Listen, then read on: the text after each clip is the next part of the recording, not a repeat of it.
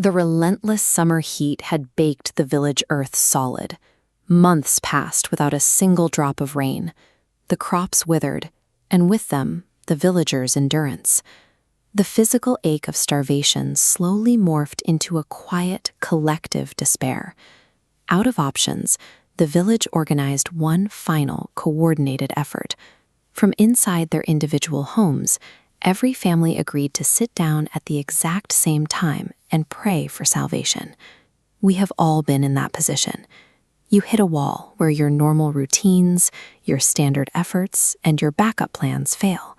You are entirely at the mercy of circumstances you cannot control. Inside one of the small homes, a farmer sat with his wife and their 6-year-old daughter. With a trembling voice, he pleaded, "Oh Lord, I have heard that you listen to your children's prayers.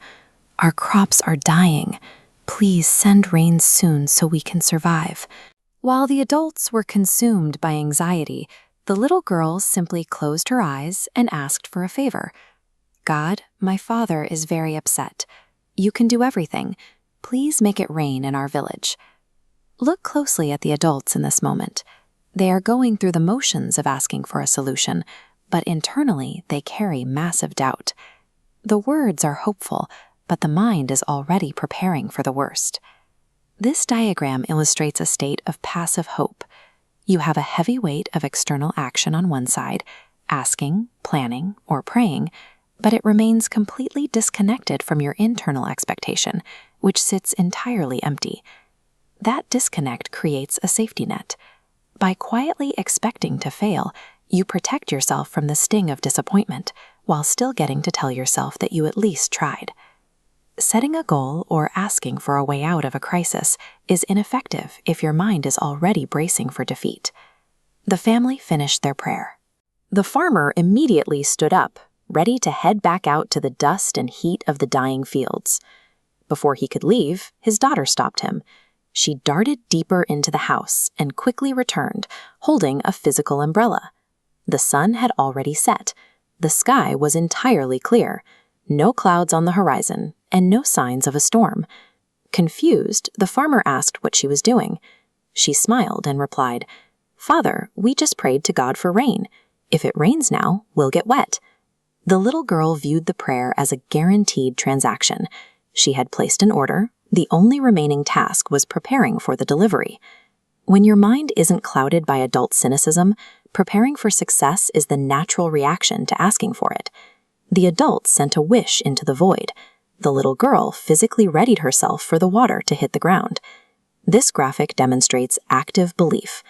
Unlike a static wish, active belief builds a solid pathway. Your physical preparations align with your goal, shifting the environment early. That preparation creates a feedback loop, generating momentum that drives your subsequent actions through obstacles.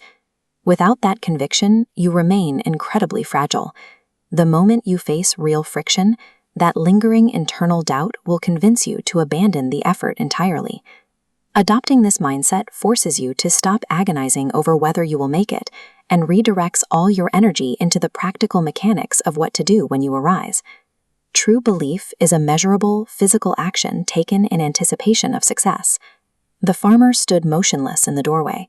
He looked up at the empty sky, and then down at the calm, absolute certainty on his daughter's face. He realized that holding an umbrella in a drought is the most authentic expression of the faith the adults claim to possess. He didn't say another word. He scooped his daughter up, kissed her on the forehead, grabbed the umbrella, and walked out into the dry, cracked fields.